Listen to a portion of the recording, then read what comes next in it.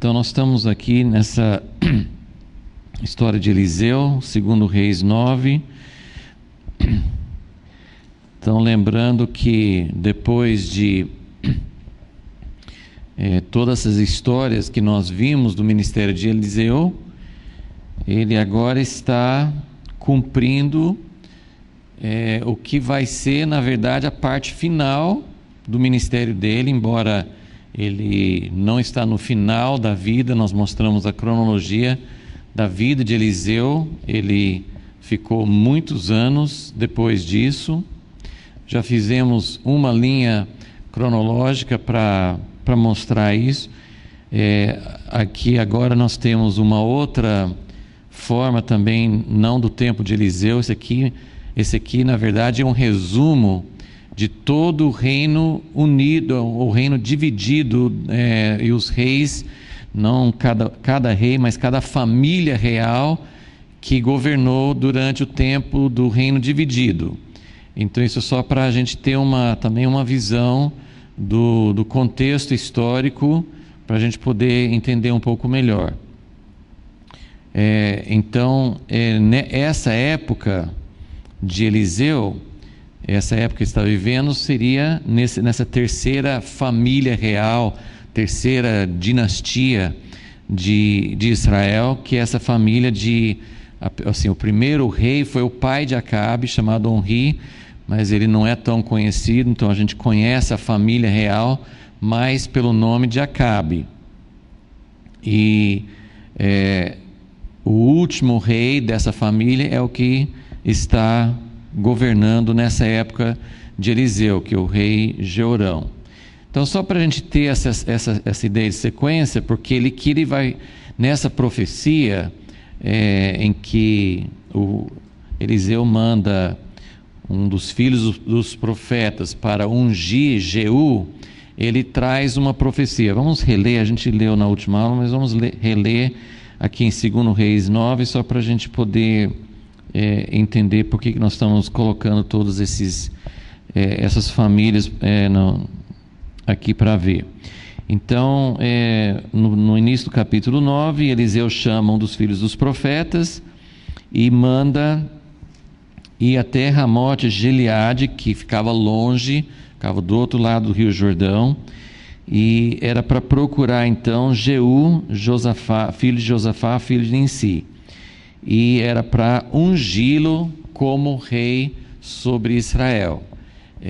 Pelo que consta nas escrituras, nos registros históricos, esse foi o único rei a ser ungido sobre Israel. Nenhum dos outros reis, nenhuma outra sequência houve uma unção. Então aqui realmente é uma intervenção de Deus.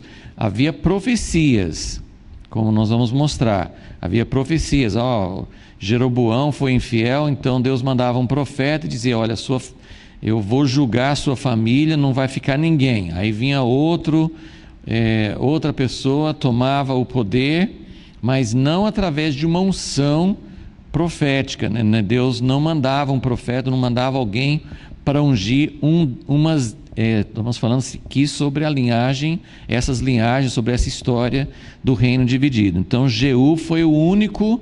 A gente vai ver assim que Jeú realmente é diferente. A história de Jeú, embora não fuja totalmente dessa linha do pecado de Jeroboão, mas Jeú tem uma história um pouco diferente de todas essas outras histórias que estão aqui. Então ele chega lá para ungir Jeú como rei sobre Israel.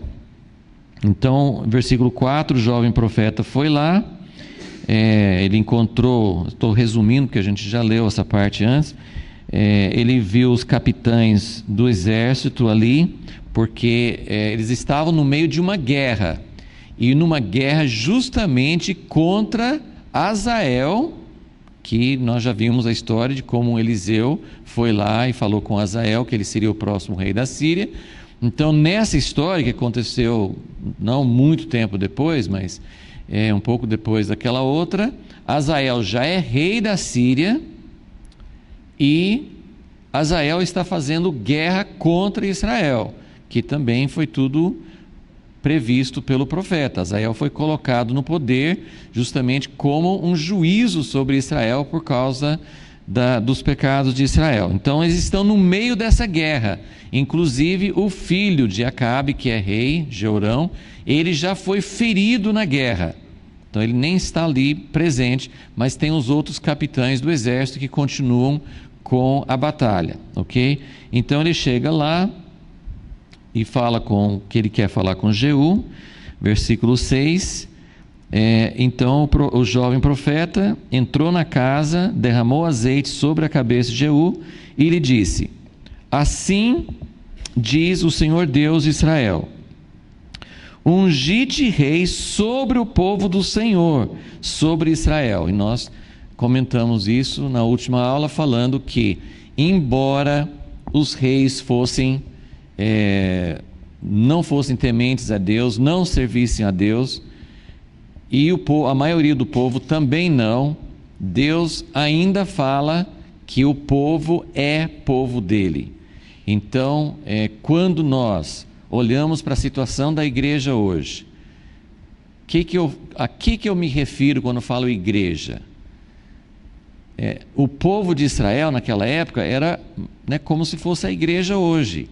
O povo estava dividido, tinha essas 10 tribos no norte, mas tinha Judá e a outra tribo no sul. Tudo fazia parte do povo de Deus. Eles eram divididos, mas faziam parte do povo de Deus. Judá tinha um rei que era da linhagem de Davi, estava mais próximo da linhagem, da promessa de Deus, mas Israel era povo de Deus, não deixou de ser povo de Deus por causa da divisão, e não deixou de ser povo de Deus, embora eles estivessem já há anos seguindo o pecado de Jeroboão, e há anos seguindo tudo que a Jezabel implantou, que inclusive Jezabel ainda está viva nessa parte da história, ok? Então isso é muito significativo, que ele considera Israel como povo dele. Então, versículo 6, Então, ungi-te rei sobre o povo do Senhor, sobre Israel. Versículo 7, ferirás. Então, nessa profecia de unção, Deus dá uma incumbência, e é uma incumbência até difícil da gente entender, porque é uma incumbência que vai trazer muito sangue. Ferirás a casa de Acabe, teu senhor, para que eu vingue da mão de Jezabel o sangue de meus servos, os profetas, o sangue de todos os servos do Senhor. Toda a casa de Acabe perecerá. Destruirei de Acabe a todos do sexo masculino, tanto escravo como livre em Israel. A casa de Acabe hei de fazer como a casa de Jeroboão, filho de Nebate, e como a casa de Baasa, filho de Aias. Os cães comerão a Jezabel no campo de Jezreel, não haverá quem a enterre. Então abriu a porta e fugiu. Então, por isso, como a própria profecia cita essas duas casas reais anteriores, eu só queria dar esse diagrama, essa sequência da história do reino dividido de Israel, para vocês terem uma noção de quais foram as famílias reais e como que foi a história de Israel. Isso é importante para a gente poder entender. Então, a primeira família, a primeira pessoa que foi rei sobre o reino dividido foi Jeroboão, ok? Então, ele iniciou esse período do reino dividido em Israel. Coloquei aqui embaixo, não sei se todos conseguem enxergar, mas essa casa de Jeroboão teve 2 reis, Jeroboão e o filho dele. Então houve apenas 2 reis. O período total de governo dessa casa real foi de 24 anos. Então Jeroboão começou, essa foi a primeira casa real, e governou 24 anos. Por que terminou? Porque ele começou inclusive Jeroboão é sempre lembrado durante toda a história de Israel, do reino dividido, ele é sempre lembrado porque todos os reis seguiam no mesmo caminho dele, que ele colocou os 2 bezerros de ouro e desviou o povo de adorar a Deus em Jerusalém. Então, Deus mandou um profeta para ele e falou: por que você fez assim, assim, assim? Eu coloquei você como rei sobre meu povo. Eu dei a você a incumbência de governar meu povo.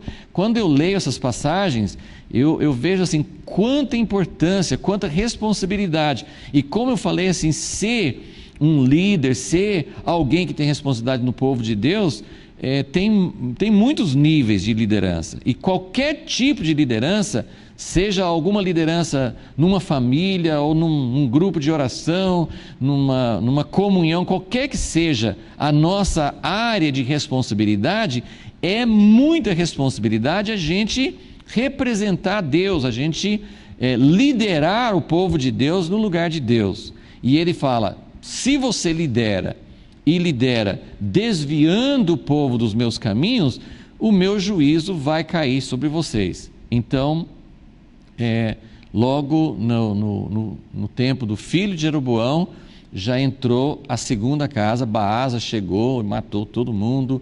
Toda a casa de Jeroboão não ficou nenhum descendente.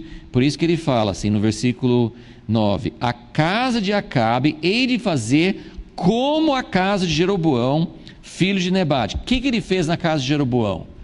Ele julgou, ele eliminou a descendência de Jeroboão, não ficou ninguém. Então, cortou, não teve continuidade. E nós fizemos uma aplicação na última aula de que isso é uma responsabilidade muito grande. A maior maldição que Deus pode dar sobre um líder é de que o legado dele seja morte e destruição. Ele não vai continuar na presença de Deus. Deus vai eliminar a sua casa. Espiritualmente, né, nós até hoje, a transmissão de pais para filhos é muito importante, mas não é só biológica, né? É espiritual também. E tem muitos exemplos na história da igreja de como pessoas que antes foram ungidas, né? Nós temos exemplos no nosso tempo contemporâneo como de líderes que caíram dos caminhos de Deus, caíram em pecado, e aquilo que construíram, aquilo que estavam fazendo para Deus, caiu em ruínas. Então é mais ou menos como se fosse uma coisa paralela na história da igreja. Quando as pessoas governam o povo de Deus da maneira errada, sem representar Deus, Deus nem sempre julga rapidamente. Às vezes não é no tempo da própria pessoa. É uma coisa que eu não entendo muito. Por que o juízo sobre Jeroboão não caiu no tempo dele, para ele sentir na pele? Eu não sei, mas é uma coisa que ele ficou sabendo antes. Deus falou com ele. O legado para o seu filho, sabe qual que vai ser? Morte e destruição. Toda a sua família vai morrer. Isso para eles era uma coisa, até hoje, né? Seria uma coisa terrível você saber que o que você vai deixar atrás de você é uma maldição, né? Então, isso aconteceu com Jeroboão, aconteceu com Baasa, quase idêntico, né? Baasa governou por um tempo, depois no filho dele veio o juízo. Então nós temos 2 casas reais, uma por 24 anos, a outra por 26 anos. Os dois tinham 2 reis cada um. Aqui nesse meio, como eu estou falando de famílias reais, isso é só para a gente completar a história, entre essa família de Baasa e o início da família de Acabe, teve um rei que governou apenas 7 dias, ele chamava Zinri.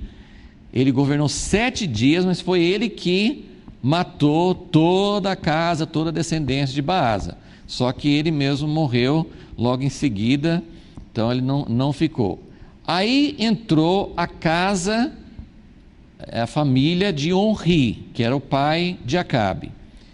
Essa aqui durou mais ou menos o dobro, né, das anteriores, né, 46 anos, e com 4 reis, que foi Onri, Acabe, depois Acasias, o filho de Acabe, que ficou só 2 anos, depois Jorão, o outro filho de Acabe. Então ficou 46 anos.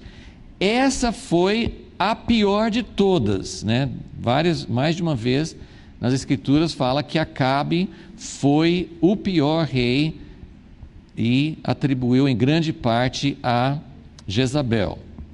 Então nós vamos voltar nisso, mas eu só queria mostrar a sequência aqui para vocês terem essa visão geral. Então, o que aconteceu agora, exatamente nesse momento da história que nós estamos aqui? Eliseu recebeu a incumbência de Deus, foi dada a Elias, mas Elias não fez. Deus deu uma chance para Israel, Deus deu uma chance para a casa de Acabe para se arrepender. Nós temos toda essa primeira parte do ministério, esse ministério de Eliseu, que durou mais ou menos 10 anos, que foi uma chance que Deus estava dando para Israel. Então, o ministério de Eliseu não foi um ministério de juízo.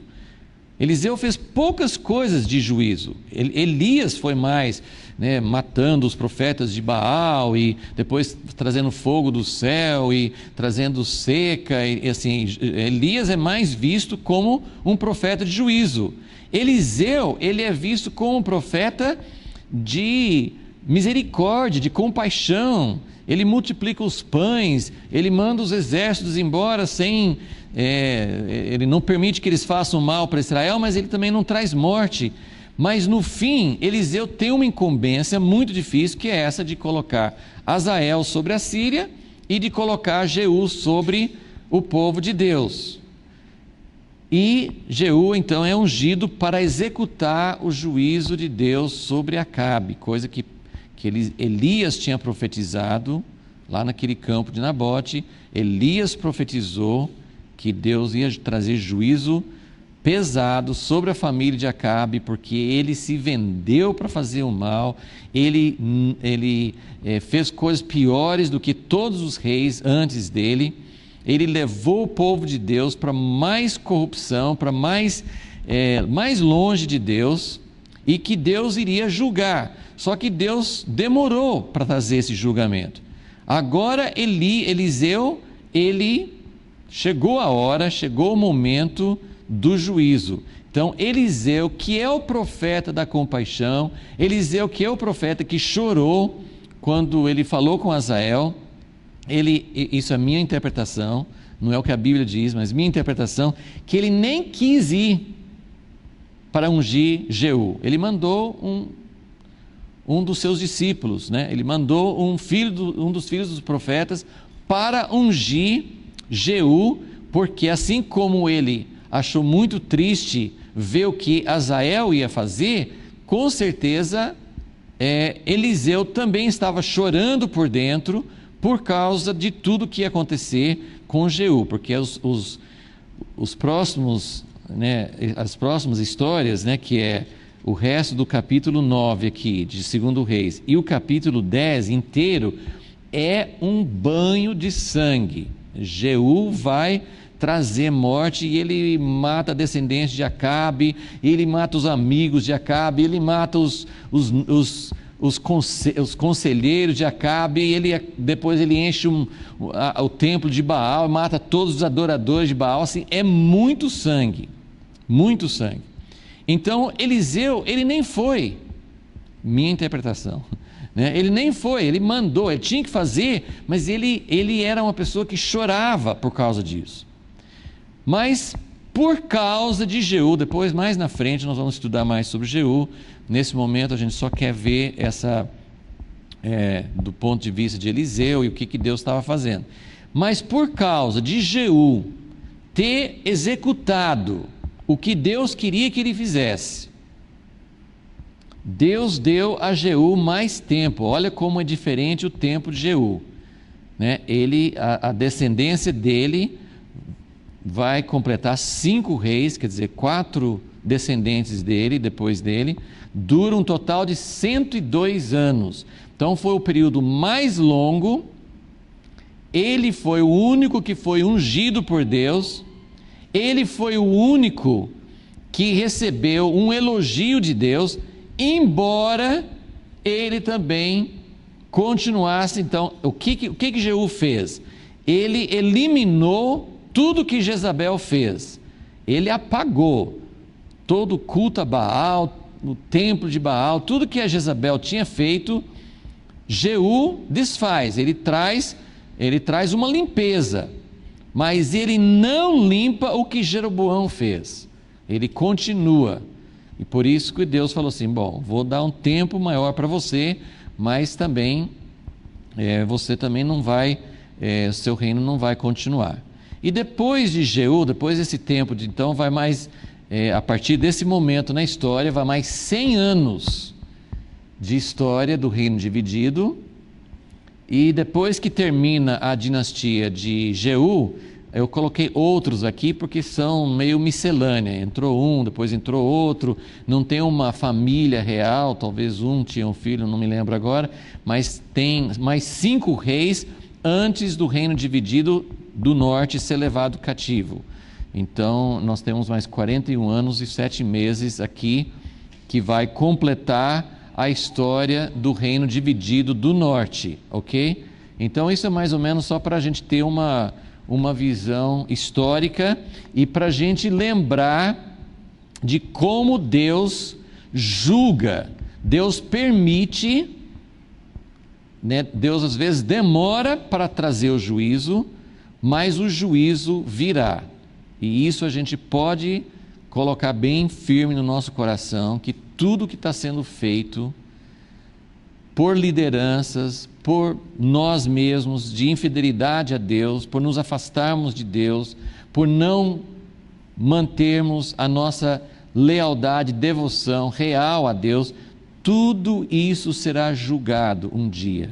Deus julga movimentos, Deus traz fim a movimentos. Tem igrejas que tempos atrás ou no início às vezes eram muito abençoados por Deus. A partir do momento que começa a se desviar dos caminhos de Deus, Deus às vezes não elimina totalmente. Existem denominações até hoje, a gente poderia citar muitos, tanto denominações bem conhecidas como movimentos mais específicos em torno de um homem. Muitos movimentos, muitas denominações já foram julgadas por Deus.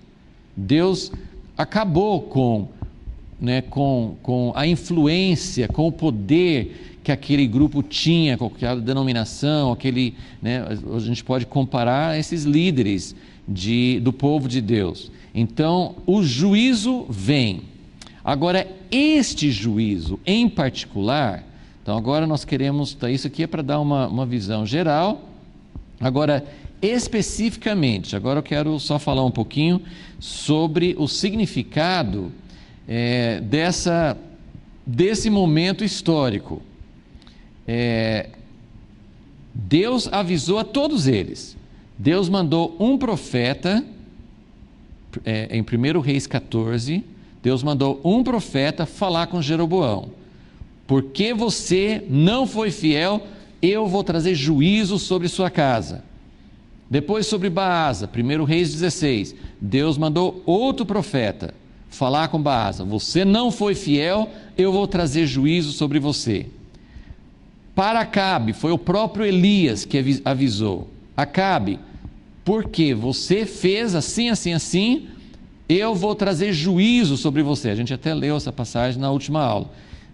Acabe, agora olha só como Deus é justo.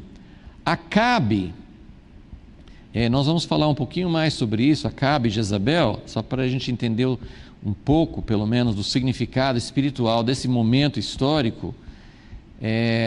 Acabe e Jezabel, um casal, ok? Mas Acabe representa uma coisa e Jezabel outra.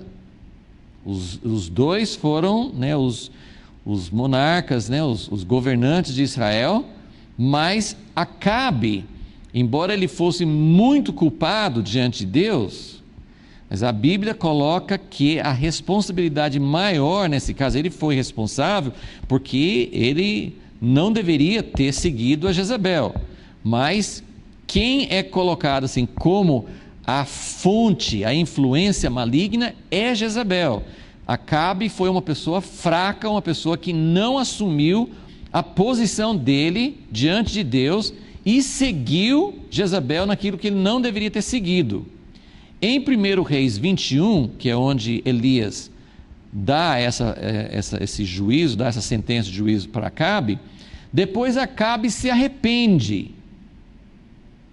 E Acabe teve um fim, ele morreu na batalha, no capítulo seguinte, Acabe morreu na batalha, mas ele teve um fim menos trágico, né? Um final assim, mostrando menos o juízo de Deus do que a Jezabel. Jezabel vai ter uma morte que assim, ela não foi sepultada, os cães comeram o corpo dela, assim, tudo. Então isso era para mostrar, assim, foi uma coisa muito vergonhosa, foi um juízo muito mais completo sobre Jezabel do que sobre Acabe, porque Acabe até se arrependeu, pelo menos parcialmente, ok?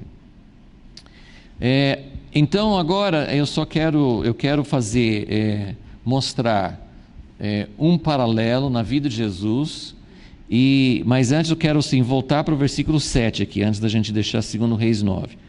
Então no versículo 7 diz o seguinte: ferirás a casa de Acabe, teu senhor, para que eu vingue da mão de Jezabel. Olha como Deus está colocando, assim, é a casa de Acabe. Então Acabe entra em toda essa história, né, a descendência dele, ele não é isento de culpa, mas Deus está falando assim que a grande causa que nos casos anteriores Deus julga porque eles andaram nos pecados de Jeroboão.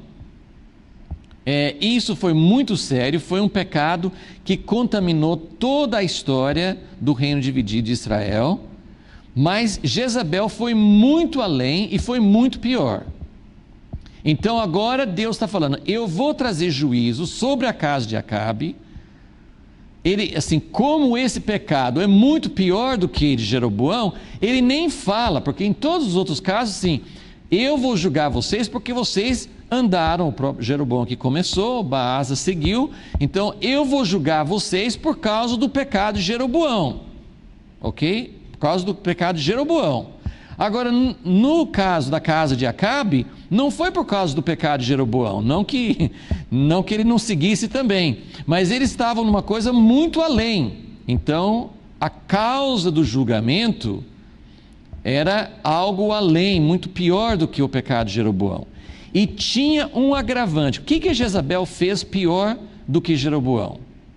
Ela instituiu, porque o pecado de Jeroboão era uma mescla. Ele misturou o culto a Deus com o culto dos bezerros e mudou as festas, mudou o sacerdócio, ele mudou tudo, ele fez uma coisa meio parecida com o culto verdadeiro a Deus, mas diferente para que o povo não fosse lá. E aí você vê certinho, assim, toda a história do cristianismo, como o cristianismo pegou muitas coisas parecidas com o que nós temos na Bíblia, mas umas mudançazinhas que desvirtuou tudo. Mas eles continuavam falando de Deus. Eles continuavam falando. Então é uma mistura. Agora, Baal o que Jezabel fez foi, realmente, ela fez guerra contra Deus. Como que ela fez guerra contra Deus? Ela matou os profetas de Deus. Ela fez uma guerra aberta, não foi uma coisa sutil, subversivo, foi uma coisa aberta. Ela foi matando todos os profetas. Isso a gente lê lá na história de Elias, né? Como ela estava matando todos os profetas. Depois apareceu aquele Obadias, né, que trabalhava, né, que era o mordomo na casa, e ele conta para Elias como ele salvou muitos profetas de Jezabel, escondendo na caverna e tal. Mas ela matou muitos. Então aqui ele está falando, para que eu vingue da mão de Jezabel o sangue de meus servos, os profetas, o sangue de todos os servos do Senhor. Então tem muito sangue nas mãos de Jezabel. Então não é só um culto contra Deus, assim, um outro culto, um outro Deus, ela fez outro templo, né? Acabe, né? Amando dela, mas Acabe fez outro templo em Samaria. Então mudou totalmente, foi um passo bem além do pecado de Jeroboão. Mas não só fizeram outro culto, outro Deus, outro sistema religioso totalmente diferente, mas perseguiram, mataram os servos do Senhor, ok? Então nós vamos agora para o Novo Testamento, vou mostrar alguns paralelos. Eu não sei, assim, tem muitas coisas que ainda não estão muito claras. Em todos esses estudos, nós estamos sempre tentando aplicar para o nosso tempo. Por exemplo, Elias é muito mais fácil da gente aplicar, porque tem profecias claras falando que Deus vai mandar Elias antes da volta de Jesus. Agora, Eliseu, ele vem para completar o ministério de Elias. Então, embora a Bíblia não fale sobre a volta de Eliseu, por exemplo, nós temos a aplicação do profeta Eliseu no próprio Jesus, e nós também podemos dizer que Eliseu fez parte, é um pacote só, ele fez parte do ministério de Elias. Então, essa parte, por exemplo, que Eliseu está fazendo aqui, ele está cumprindo a ordem que Deus deu a Elias. Então isso pode fazer parte daquilo que o ministério de Elias representa no fim. Então são alguns pensamentos sobre isso. Mas eu quero que vocês vejam, primeiro com Jesus, depois nós vamos para Apocalipse. Primeiro nós vamos ver em Mateus 23. Mateus 23. E eu quero só que vocês vejam algumas semelhanças para podermos entender um pouco esse momento de juízo que Deus está trazendo sobre Israel no tempo de Eliseu. O que isso significa? Quando e como isso já aconteceu? Como todas as profecias na Bíblia, existem várias fases, etapas de cumprimento. Então, como eu já disse, algumas dessas coisas já aconteceram parcialmente. Deus já julgou muitos movimentos, muitos Acabes, muitos Jezabéis que já aconteceram na história. Deus já julgou. São coisas que aconteceram e têm acontecido recentemente. Mas é claro que tem um cumprimento maior, tem uma coisa que representa de uma forma maior. É isso que eu queria que vocês vissem. Então, Mateus 23, eu não sei se vocês gostam de guardar, tem gente que não guarda muito referência, capítulo, onde que fica na Bíblia, mas é bom tentar guardar. Mateus é o evangelho, pelo menos para mim, é um dos evangelhos mais fáceis de guardar os capítulos, porque Mateus fez muitas coisas por tópicos. Então ele tem o Sermão da Montanha, capítulos 5, 6, 7. Ele tem 2 capítulos em seguida quase só de curas, que é capítulos 8 e 9.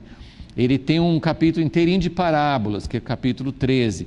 Ele tem um capítulo que fala sobre profecias da segunda vinda, que é o capítulo 24. E esse capítulo 23, nem sempre essas coisas, Mateus ele ajunta. Então, por exemplo, o Sermão da Montanha não foi necessariamente, porque os outros evangelhos não colocam junto, então provavelmente tudo que está nos capítulos 5, 6 e 7 de Mateus, provavelmente não foi falado tudo de uma vez. Então, Mateus ajuntou, mas ele pode ter ajuntado coisas que Jesus falou em vários momentos. Esse capítulo 23 também não sei se foi falado tudo de uma vez. Pode ser que sim, pode ser que não. Mas é um capítulo inteirinho, Jesus falando contra os fariseus. Então, você quer ver Jesus bravo, você quer ver Jesus, o que ele falou sobre líderes religiosos, que é o nosso assunto. Nós estamos falando sobre reis, governantes, líderes do povo de Deus que não é fiel a Deus. Então, agora no Novo Testamento, nós estamos vendo como Jesus vai fazer a aplicação. A gente poderia dizer, como vocês vão ver como ele faz essa aplicação, que os fariseus, que os sacerdotes, que os líderes religiosos daquela época, eles eram mais ou menos como esses reis infiéis que governaram Israel. É uma aplicação bem fácil de fazer, mas eu não vou ler o capítulo todo. eu quero que vocês acompanhem a partir do versículo 29, 23, versículo 29.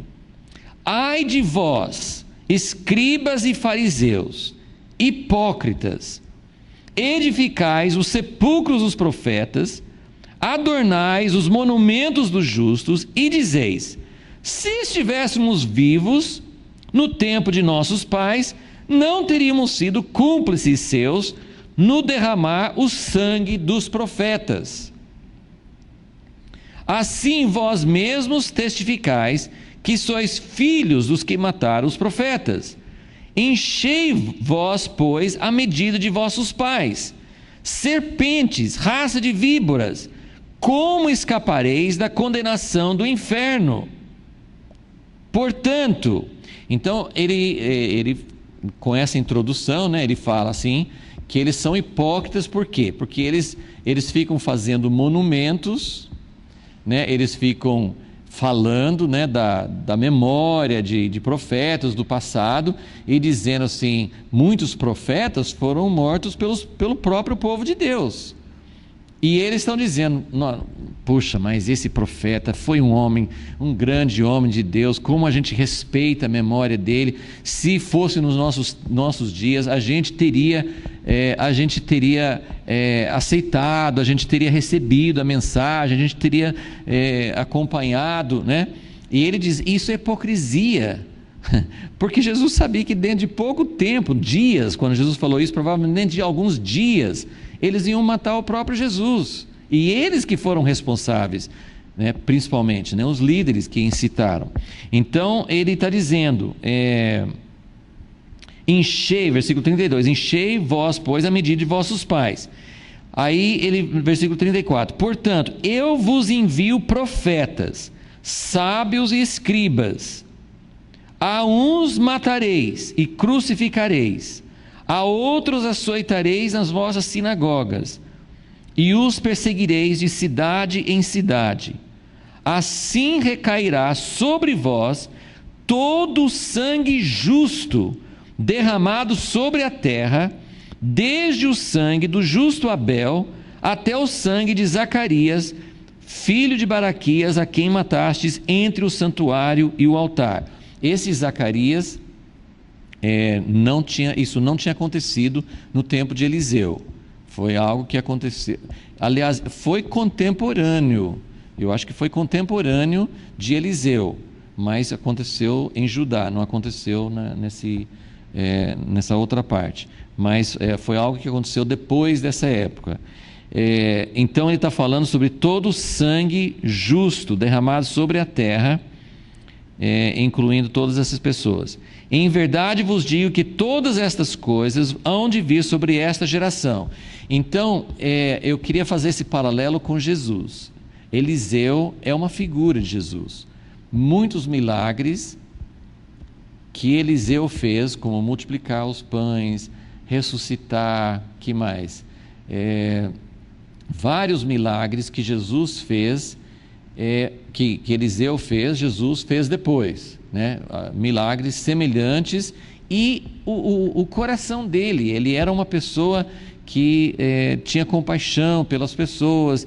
Então muitas coisas na vida e ministério de Eliseu foram figuras, né? Apontavam para o ministério de Jesus, assim como Elias, claramente é feito um paralelo entre Elias e João Batista.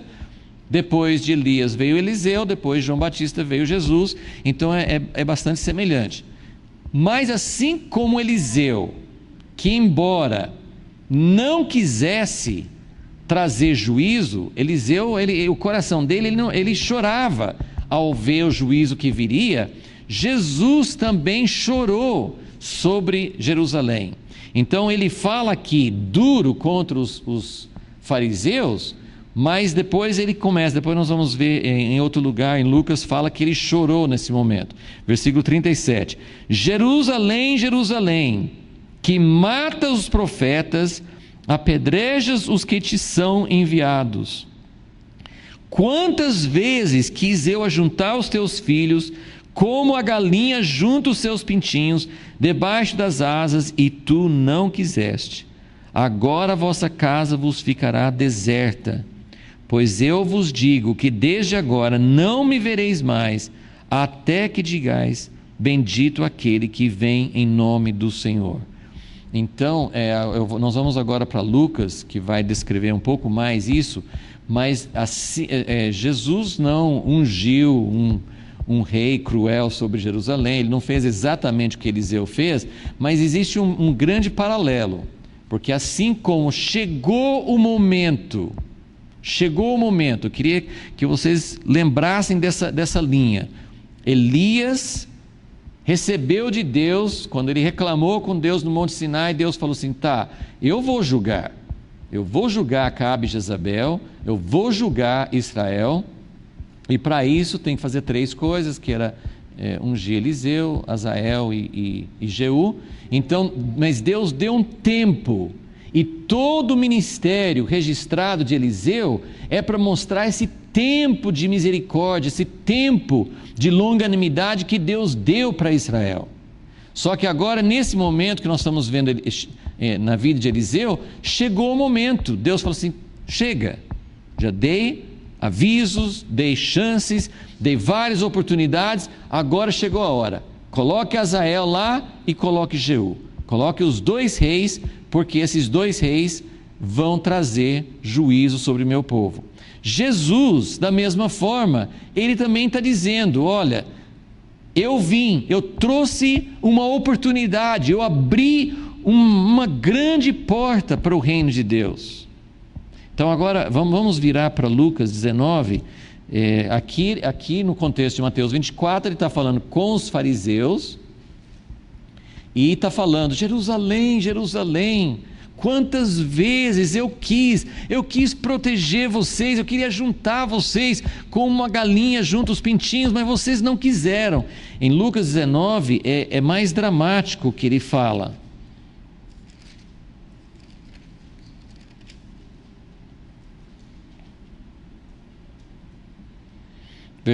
Lucas 19, 41. Ele está chegando em Jerusalém. Quando ia chegando, vendo a cidade, chorou sobre ela, dizendo: ah, se tu conhecesses. Gente, isso é como Eliseu, que olhou para Azael e falou assim: você vai ser rei, mas você vai matar crianças, mulheres grávidas, você vai destruir o povo. Ele olhou para Azael e chorou, e ele nem quis ir lá para pessoalmente ungir Jeú, eu penso, porque ele estava muito moído por dentro, chorando por causa do juízo que viria. E Jesus está dizendo a mesma coisa. Ele está entrando em Jerusalém, já já ele vai ser crucificado, e ele está dizendo: ah, se tu conhecesses, pelo menos neste teu dia, o que a tua paz pertence, o que você poderia fazer para trazer paz. Mas agora isso está encoberto aos teus olhos. Dias virão sobre ti em que os teus inimigos te cercarão de trincheiras, te sitiarão, te apertarão de todos os lados, derrubar-te-ão a ti e a teus filhos que dentro de ti estiverem. Ele está falando mais ou menos como Eliseu falou com Azael. Jesus, ele está enxergando lá na frente. E gente, esse momento que Jesus está profetizando aqui é um momento muito bem documentado na história, porque aquele famoso historiador Joséfo, ele descreveu que isso que Jesus está se referindo aqui foi quando os romanos cercaram Jerusalém, no ano 67, e ficaram, parece que 3 anos, sitiando a cidade de Jerusalém, até que finalmente caiu no ano 70. Mas as coisas que aconteceram durante esse sítio são coisas que a gente não consegue nem ler. Muito sofrimento, aquela coisa de mãe comendo filho, mas muita morte, muito sofrimento, pessoas morrendo de fome, muito sofrimento. E Jesus está enxergando isso. e isso virá sobre a cidade de Jerusalém, porque eles não souberam entender que nesse momento aqui, que Jesus estava junto com eles, eles teriam chance, eles teriam oportunidade de evitar esse tipo de juízo sobre eles. Então ele está falando, eles vão te derrubar, a ti e a teus filhos que dentro de ti estiverem, não deixarão em ti pedra sobre pedra, porque não reconheceste o tempo da tua visitação. Então essa passagem é muito forte, Jesus está mostrando o que vai acontecer. Agora mais um aqui, só virando um pouquinho para frente, no capítulo 21, Jesus descreve mais ainda o que vai acontecer em Jerusalém. Lucas 21, versículo 20. Quando virdes Jerusalém cercada de exércitos, Jesus aqui, ele praticamente descreve o sítio e tudo. Quando virdes Jerusalém cercada de exércitos, sabereis que é chegada a sua desolação. Então os que estiverem na Judeia fujam para os montes, os que estiverem no meio da cidade saiam, os que estiverem nos campos não entrem nela. Eu não sei exatamente, mas eu lembro de ter lido, precisava talvez verificar isso melhor, mas me parece que alguns historiadores, alguns pesquisadores conseguiram ver que alguns discípulos de Jesus, alguns seguidores de Jesus, seguiram o que Jesus avisou e fugiram de Jerusalém antes de completar o cerco e antes de entrar nessa fase. Quer dizer, Jesus estava dando esse aviso para que as pessoas, e até falou assim, ai de quem estiver grávida, de quem estiver amamentando naqueles dias, porque vai ser muito mais difícil fugir. Então ele deu um aviso antes para que as pessoas não fossem pegas, os que criam, né? E isso nós temos para os dias de hoje também. Deus tem avisado, tem dado muitos avisos, Ele vai avisar com mais clareza ainda, eu creio muito sim que Deus vai levantar vozes proféticas para avisar hoje também daquilo que Deus pretende fazer. E não a ideia não é tanto assim, a gente salvar a nossa própria pele, mas a gente está avisado e saber o que nós podemos fazer para preparar o povo de Deus, para anunciar ao mundo, para cumprir o propósito de Deus de avisar as pessoas antes que aconteça. E aí ele fala, versículo 22, pois dias de vingança virão. Dias de vingança são estes, para que se cumpram todas as coisas que estão escritas. Mas ai das grávidas, das que criarem naqueles dias, haverá grande aperto na terra, ira sobre este povo, cairão ao fio da espada, para todas as nações serão levados cativos, Jerusalém será pisada pelos gentios, até que os tempos deles se completem. E se você quiser ler uma história triste, provavelmente você não vai querer, porque é muito triste, mas se você quiser conhecer uma história triste, leia a história da cidade de Jerusalém, desde os tempos de Jesus até tempos modernos. Gente, a gente não acredita em quantas vezes que parecia que melhorava um pouquinho, o povo voltava, aí vinha outro tirano, outro dominador, outro império, matava. E, gente, é uma história de sangue, de sofrimento. Isso que ele está falando assim, Jerusalém será pisada pelos gentios até que o tempo deles se acabe, e isso se cumpriu literalmente. Houve períodos de bonança, houve intervalos, mas foi uma coisa atrás da outra. A história que Jesus previu aqui não foi só a destruição de Jerusalém no ano 70, não foi só isso. Isso aconteceu 15, eu não sei quantas vezes, tem pessoas que já contaram, eu não lembro o número, quantas vezes que Jerusalém foi destruída e reconstruída. Assim, é muitas e muitas vezes, e não só a destruição de prédios, mas a perseguição, morte, crueldade, pessoas sendo crucificadas, pessoas sendo decapitadas, assim, as descrições são horríveis. E Jesus mostrou isso, mostrou o que haveria de acontecer. Então isso é uma das aplicações. Quer dizer, esse juízo, então voltando para a gente entender, o que quer dizer isso? O juízo que Eliseu, o profeta de compaixão, profeta de misericórdia, o profeta que não gostava de trazer morte, mas ele cumpriu o mandato que Deus deu para ele e introduziu um período de muito julgamento. Depois, assim, a gente até pode dizer que houve um período com Jeú e com os descendentes dele, não assim de restauração, não foi um tempo bom, mas foi um tempo um pouco mais calmo, porque Jeú trouxe uma limpeza, ele trouxe uma limpeza do pecado de Jezabel, mas não foi uma coisa completa, então não houve uma restauração. Na história de Judá, a gente tem restaurações, que as pessoas voltam realmente para Deus, começam a cultuar a Deus, então é diferente. Mas essa história de Jeú não houve uma restauração completa, mas no momento que eu quero focar mais é que houve um período de juízo que prefigura um tempo de juízo maior. Um desses períodos de juízo que é prefigurado por esse tempo aqui, pelo sangue, pela destruição, por tudo que aconteceu no tempo de Jeú, uma das aplicações é essa que a gente está vendo aqui com Jesus, que ele falou da destruição que viria sobre Jerusalém.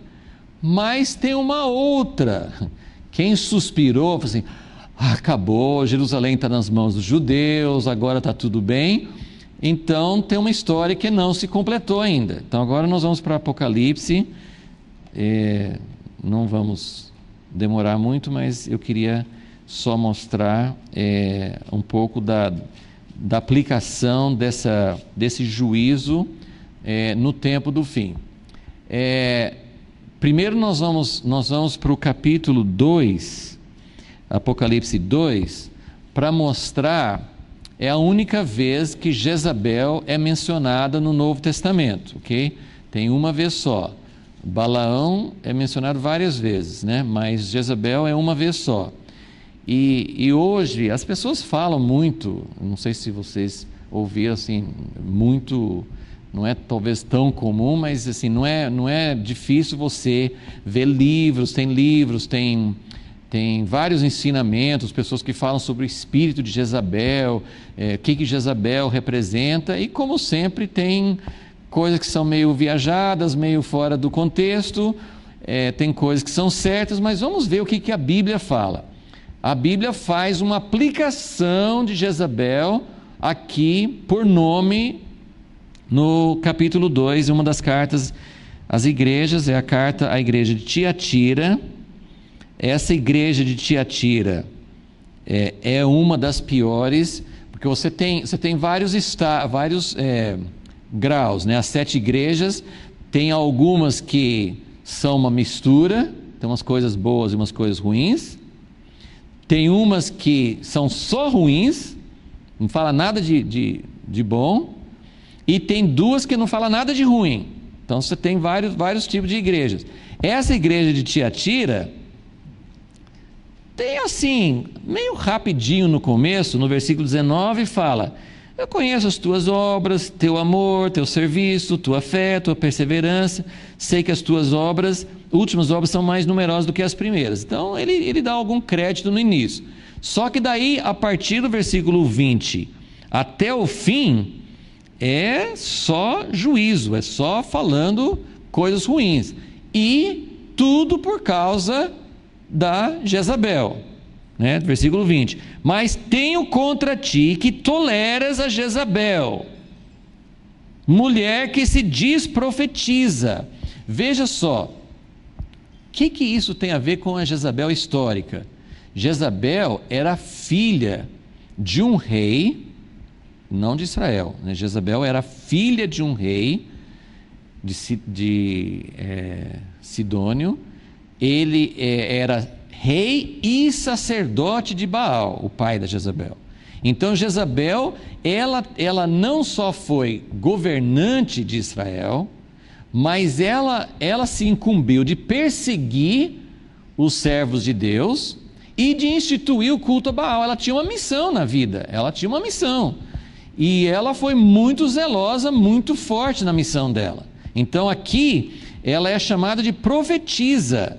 Com o seu ensino, ela engana os meus servos, seduzindo-os a se prostituírem, a comerem das coisas sacrificadas aos ídolos. Essa prostituição pode ser pecados sexuais realmente da carne, ou pode ser espiritual também, porque a Bíblia faz muita relação entre a prostituição, a imoralidade e o desvio do Deus verdadeiro. Então tem muito a ver. Mas o culto a Baal no Velho Testamento, né, naquela época, tinha toda essa mistura com coisas sexuais também. Agora olha só, versículo 21. Dê-lhe tempo. Então eu queria que vocês vissem o mesmo padrão. No tempo de Eliseu, Deus deu tempo para ela e para todo o povo de Israel se arrepender. Dê-lhe tempo. Porque se tem alguém que a gente pensa, não devia nem dar tempo, é muita maldade, pode trazer juízo logo. Não, Deus não é assim. Deus dá tempo. Deus dá tempo para pessoas que você acha que ele não deveria dar tempo. Ele não dá tempo, às vezes, quando é na gente, quando é com a gente, para dizer, Deus, o Senhor não me deu tempo, né? Então, a gente às vezes pensa que Deus não está sendo justo, mas Ele deu tempo para Jezabel. Deu-lhe tempo para que se arrependesse da sua imoralidade, mas ela não quer se arrepender. Portanto, lançá-la-ei num leito de dores, bem como em grande tribulação, os que com ela adulteram.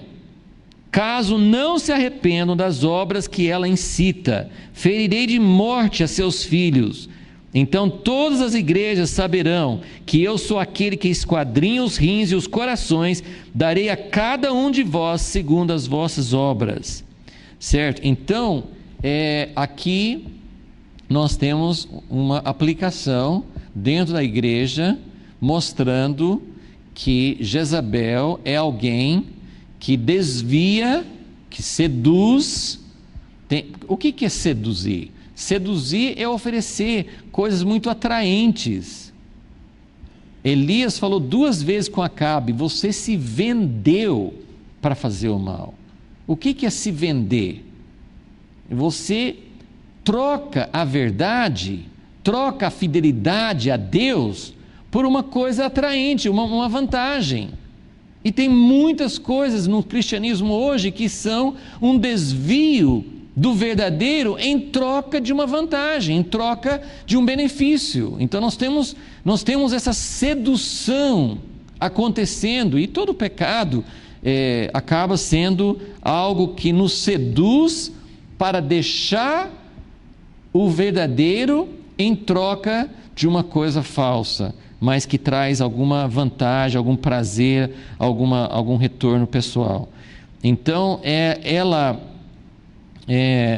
tem essa influência maligna. Ela parece espiritual porque ela é profetisa.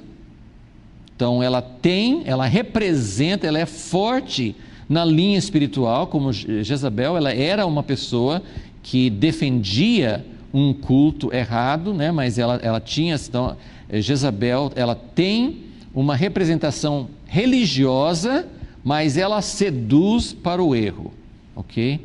Muitas pessoas fazem uma ligação com Jezabel, o espírito de Jezabel, um espírito de pecado, de lascívia, de sensualidade. Pode ser, quando Jeú, essa história nós não lemos ainda, mas está no mesmo capítulo 9, né, de 2 Reis 9, quando Jeú chega para onde está Jezabel, ela tem o rosto todo pintado. Muitas pessoas deduzem que ela queria seduzir Jeú, né? Não me mate, né? Você pode, né? Mas eu não acho que era isso que ela queria. Mas enfim, isso aí a gente pode ver depois. tem um espírito de sedução, é coisa sensual? Pode ser, mas eu acho que a ligação de Jezabel na Bíblia é muito mais no espírito religioso, é muito mais assim o erro infiltrado, levando para a sedução, mas resulta, agora aqui não fala sobre isso, mas agora nós vamos para o capítulo 16 e 17 de Apocalipse, agora não vai citar o nome de Jezabel, mas vocês vão ver também uma ligação com a história de Jezabel.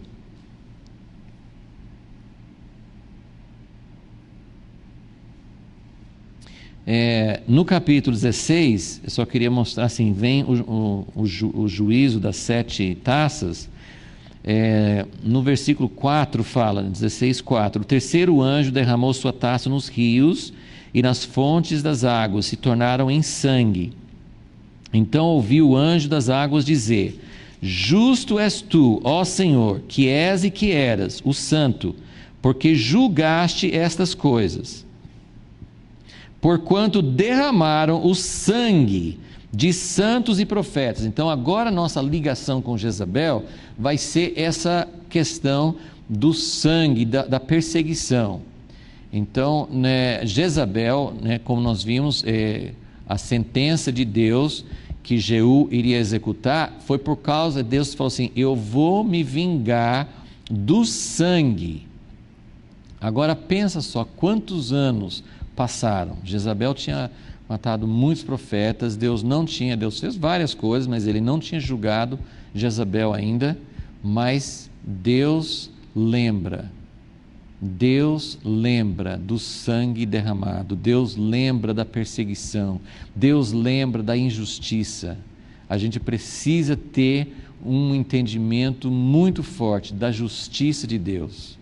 Deus não vai permitir, nós estamos ouvindo notícias nos nossos tempos, pouco tempo, quantos foram? 21 pessoas no Egito, não lembro o número, 21 pessoas, parece, no Egito foram decapitadas pelo Estado Islâmico, e isso porque chegou a notícia, mas no Iraque, na Síria, a gente nem faz ideia de quantas pessoas. Acontece na Índia, acontece na Indonésia, acontece no Paquistão, no Afeganistão, assim, muitos países e em outros lugares, e tem acontecido no século passado, números incontáveis na Rússia, na China, enfim, tem muitas e muitas pessoas. E outra coisa uma coisa que eu queria colocar, claro que Deus tem um amor especial, a Bíblia fala especificamente de pessoas que são mártires, Agora, onde que foi? No Quênia, que a não sei quantos foram cristãos, Eles entraram naquela universidade, mataram perto de 150 pessoas. No início eles estavam atirando em todo mundo, mas depois de um tempo eles foram separando os alunos. Você é muçulmano ou cristão? Os muçulmanos eram soltos, os cristãos eram mortos. Então, claro que Deus vai lembrar especialmente das pessoas que são mortas por causa da sua fé. Mas uma coisa assim que eu acho que a gente, como cristão, a gente não deve cair, é pensar que Deus só fica bravo por causa dos cristãos que são mortos. Porque tem muitas outras pessoas que estão sendo mortas, E até tem, acho que na Nigéria, não sei quanto que essas pessoas são cristãs, mas tem umas coisas de retaliação. Os muçulmanos entram numa aldeia cristã e matam todo mundo. Aí os cristãos, entre aspas, que eu não sei que tipo de cristãos são esses, vão lá para os muçulmanos e matam um monte também. Então Deus ficou mais bravo com os cristãos que foram mortos? Então a gente precisa entender que Deus vai julgar todo o sangue inocente. Lá naquele texto que nós lemos em Mateus 23, ele fala que Deus vai julgar todo o sangue inocente, todas as pessoas que foram mortas assim, sem razão, ok? Mas aqui ele fala, porquanto derramaram o sangue de santos e profetas, também tu lhes deste sangue a beber, são merecedores disso. Então, nos últimos tempos, agora isso aqui fala do juízo que vem por causa do sangue que foi derramado. Mas isso agora eu queria que vocês vissem só algumas partes rapidinho no capítulo 17, porque 17 e 18 são os 2 capítulos de Apocalipse que falam sobre uma grande coisa, pelo menos pela sequência que está aqui. Nem tudo no Apocalipse você pode seguir assim com uma cronologia exata, né? Que às vezes a visão vai lá na frente, depois volta, mas nessa parte final do livro parece que faz bastante sentido, porque nós temos aqui no capítulo 16 grandes juízos de Deus caindo sobre toda a terra, as 7 taças. Depois, o capítulos 17 e 18 falam da queda de Babilônia, e que isso vai trazer isso vai ser um terremoto, isso vai ser uma convulsão na terra toda.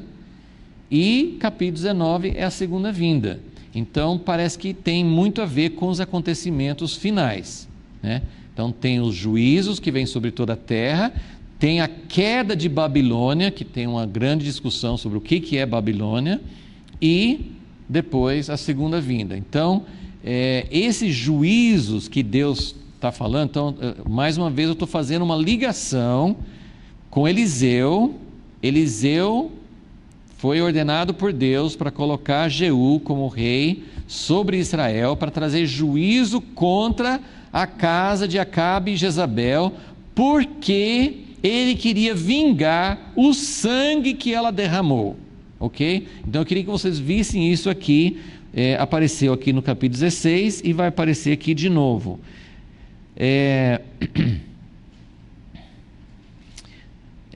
Vamos só ler os primeiros versículos aqui do capítulo 17, só para a gente entender o contexto aqui, né? Nós não vamos nos aprofundar, tem muitas coisas que a gente não sabe. Veio um dos 7 anjos que tinham as 7 taças e me disse: vem, mostrar-te-ei a condenação da grande prostituta que está sentada sobre muitas águas. Com ela se prostituíram os reis da terra, e os que habitam na terra se embebedaram com o vinho da sua prostituição. Então o anjo me levou em espírito a um deserto, vi uma mulher montada numa besta escarlate, que estava cheia de nomes de blasfêmia, tinha 7 cabeças e 10 chifres. A mulher estava vestida de púrpura e de escarlate, adornada com ouro, pedras preciosas e pérolas. Tinha na mão um cálice de ouro, cheio das abominações e da imundícia da sua prostituição.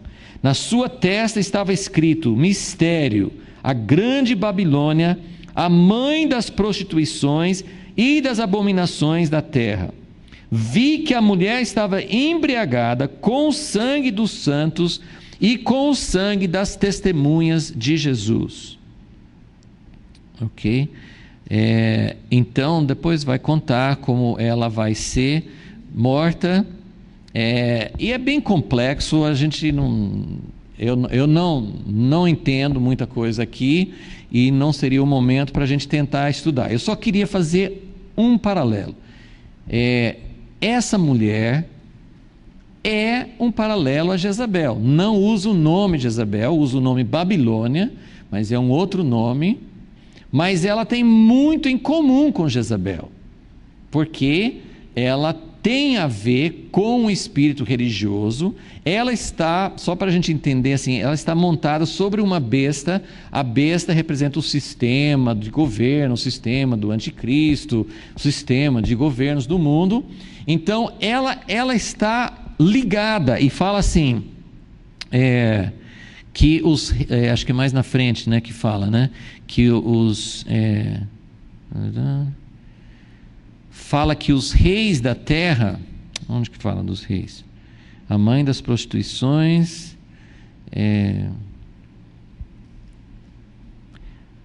versículo 12, os 10 chifres que viste são 10 reis que ainda não receberam o reino, receberão autoridade como reis por 1 hora juntamente com a besta. Esses têm o mesmo intento, entregarão seu poder e autoridade à besta. Mas tem um lugar que fala que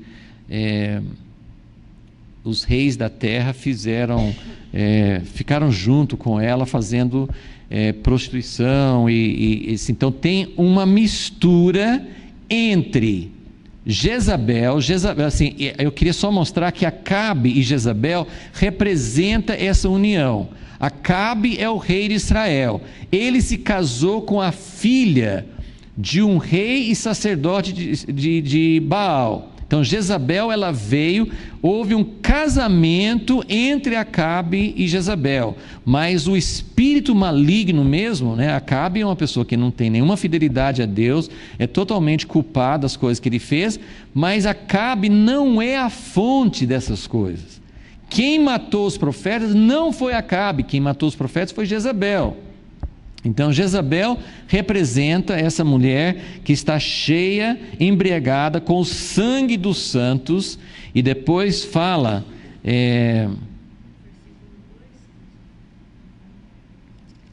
versículo 2, com ela se prostituíram os reis da terra e os que habitam na terra, né? E depois no capítulo 18 vai falar que vem o juízo sobre ela e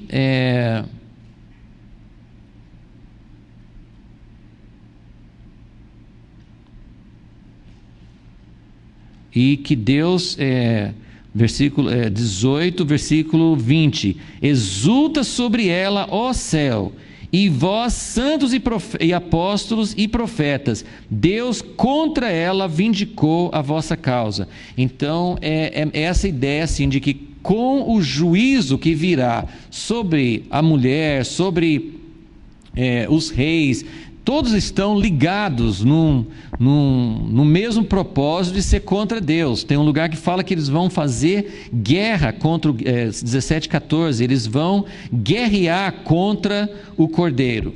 Mas assim, então tem muitos acontecimentos, muitas coisas que nós não entendemos perfeitamente, mas eu queria mostrar que no tempo do fim, nesses juízos finais, existe todo um sistema, existe não uma pessoa individual, mas existe um espírito religioso que representa, que é como Jezabel, e que casa, né? Ela junta suas forças com as forças do governo deste mundo para ser contra Deus, né? E ela é responsável, ela está cheia do sangue dos mártires de Deus, ok? Então, isso só para fazer uma ligação entre o que nós estamos vendo com Eliseu, esse juízo que está vindo sobre a casa de Acabe e Jezabel, faz parte de uma profecia, faz parte de um prenúncio daquilo que Deus vai fazer no fim. E nós precisamos estar atentos, porque nós podemos tanto estar envolvidos com todo esse sistema, como nós também podemos estar desatentos e nem perceber o que está acontecendo. Então, são coisas que são avisadas antes, como Jesus avisou, como foi avisado para a casa de Acabe. O livro de Apocalipse é um aviso, mas com certeza Deus vai levantar vozes agora também para avisar daquilo que vai acontecer. E tem muita coisa, a gente não pode se colocar como Deus, a gente não pode entrar numa guerra humana, a gente não pode entrar em críticas, não é nada disso que eu estou falando, mas que tem muita coisa contaminando a igreja, tem essas contaminações que está falando, né? Essa mulher com um cálice cheio de abominações, de imundícias, com riquezas. Então você vê assim, um quadro bem completo de todas as coisas que fazem parte desse espírito errado e dessa força contrária ao reino de Deus, que vai culminar numa grande guerra antes da vinda de Jesus, ok? Senhor, no meio de tudo isso, Senhor, nós queremos realmente que o Senhor nos avise, que o Senhor nos ajude a perceber a Tua voz, aquilo que o Senhor quer fazer. Deus, ajuda-nos a entender, Senhor. Ó Deus, em que tipo de situação nós estamos vivendo, ajuda-nos a discernir o quadro religioso no mundo em que nós vivemos, não para nos tornar críticos, porque o povo de Israel, que era infiel a Ti, era considerado Teu povo, e o Senhor tem todo o interesse em dar tempo para arrependimento. O Senhor tem todo o desejo de avisar, de tornar a avisar, de avisar outra vez, para que nós possamos realmente entender aonde o Senhor está querendo atuar. E nós clamamos a Ti, Senhor, para que Tua palavra seja clara. Ó Deus, quem somos nós para anunciar a Tua palavra? Mas usa alguém, usa Teus instrumentos na nossa geração. Levanta, Senhor, a Tua voz, para que nós também possamos receber os Teus avisos e outras pessoas serem avisadas, todo o Teu povo, aonde se encontra, ó Deus, e para que nós possamos ouvir a Tua voz enquanto é tempo, que não sejamos como Jerusalém, que não percebeu o dia da visitação. Ajuda-nos a entender e a nos preparar em Ti, Senhor. E é isso que nós pedimos em Teu nome. Amém.